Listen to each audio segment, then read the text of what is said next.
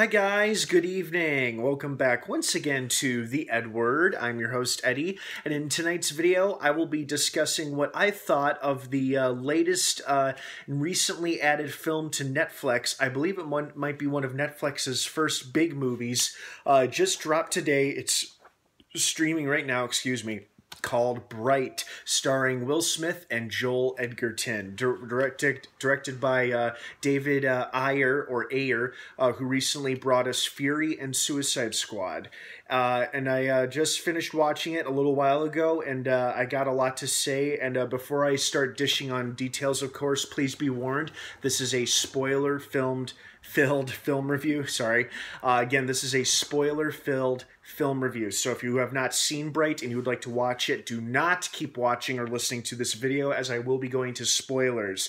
So you have been warned. Spoilers starting in 5, 4, 3, 2, 1, now. Good movie. Pretty decent movie. I liked it. I heard some pretty harsh things from the critics, but then again, I'm not one usually swayed by critics' opinions, as you guys know. But I enjoyed it. I enjoyed this a lot more than I enjoyed Suicide Squad. I think that's saying a lot right there. So I think this is an improvement. Not that this is a DC movie or anything, but just in terms of like the film quality itself, it's pretty good stuff. This was a pretty solid, fun buddy cop action movie with a fantasy twist, and I liked that. I think the thing I liked the most about it was that they introduced us to this alternate reality where it's modern day society that coexists with fantastical creatures such as orcs and elves and fairies. And then they name-dropped dwarves, but the only creatures we really saw were elves and orcs on both sides of the law. And I just thought it was really interesting how, they tease that there are other creatures that live amongst them, but like they were referencing the 9 races or something like that. But I think it was pretty cool that we got to see like humans living side by side with orcs and elves and whatnot in a modern day setting. That's the best part. It's like, this isn't Middle Earth or this isn't some fantasy land. This is modern day Los Angeles, California. And I gotta say, I really liked it. I thought it was a pretty decent movie. I felt like it was one of those typical buddy cop action type films where you get two guys who are reluctantly paired up together, but then over the course of usually their investigation, or usually the bad guy they're chasing, or if somebody's chasing them, they eventually respect and trust one another, and that's of course what happens in this movie. But I thought it was interesting how there were certain parallels to racism, I think, in this movie, or at least stereotypes, if not blatant racism, definitely stereotypes when it comes to generalizing entire groups of people, or maybe assuming all cops are racist or all cops are bad, which is not true, of course. A few bad apples can sour the bunch, but I like how I think one of the lessons or one of the themes of this movie was you can't generalize large groups of people just because you have a bad run-in with a few bad individuals. And I think that's a great lesson to pass on to everybody of all ages, especially in this day and age. But I might be looking too much into that, but at least the way I looked at it, like how the orcs were revered and treated by humans and probably looked down upon by the elves, it's like, damn, this is cutting it pretty close. It's kind of like almost like how different groups of people in this country are treated. I mean, if one could argue that, but anyway, that's not my point. But it was just these parallels to what was I just thought there were these interesting parallels to what's happening in real life and what was happening in this movie. But overall, I mean, I may be looking into it, but overall, it was a decent buddy cop action type movie. And instead of having 2 human regular cops, they gave it a fantasy twist. It have orcs and elves and magic wands and fairies and shit. And I do feel like that there wasn't a whole lot of backstory given to our main bad guy, which was the main female elf who was trying to get her wand back. and her two hench people, the man and the woman who accompanied her. I mean, they had great acrobatic skills, and they were certainly skilled at killing people, but, not a whole lot of backstory or background was given on them until, like, their final scenes before they were defeated. But, you know what? I feel like generic villains are pretty common nowadays in a lot of film and television where, it's established why they're a bad guy, why they're doing this, and what they're trying to achieve. But then there's not a whole lot of backstory that goes into it either. So, you know what? I think one of the highlights was definitely the relationship between Ward, Will Smith's character, and Nick, Joel Edgerton's character. I really thought I thought Nick was an interesting guy because here's a guy torn between two worlds, being a professional police officer in the LAPD and then torn between being an orc and putting loyalty to his race above all else. And I love how he's under suspicion for a good chunk of the movie about letting Will Smith's shooter get away.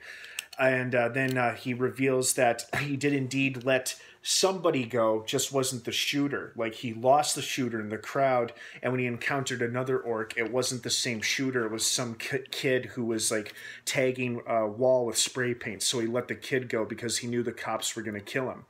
And it's like, damn, that sounds kind of like what happens nowadays, almost. But at the same time, I'm like, talk about being caught between a rock and a hard place. I mean, that was that's pretty interesting. That was just an interesting little subplot they threw in there. One of the things that I enjoyed besides the relationship between the two leads, of course, is the themes of loyalty and duty. And how there can be these conflicts like this. There's like these conflicts that could just tear us in half because we feel so strongly about something one way, and then we are leaning towards the other side this way. And then it's like here in the middle is here we are as human beings, or in this case as humans and orcs and elves, where we're part of two worlds and we're just trying not to be torn apart. And you could especially see the conflict with Will Smith's character where his fellow cops, the dirty cops, try to convince him that they should kill Nick, the orc, his partner, and just be rid of him and take the magic wand for themselves. And Will Smith probably considered it briefly, but he has too much of a conscience to turn his back on his own partner, despite the fact he doesn't like him that much, and despite the fact he doesn't really trust him.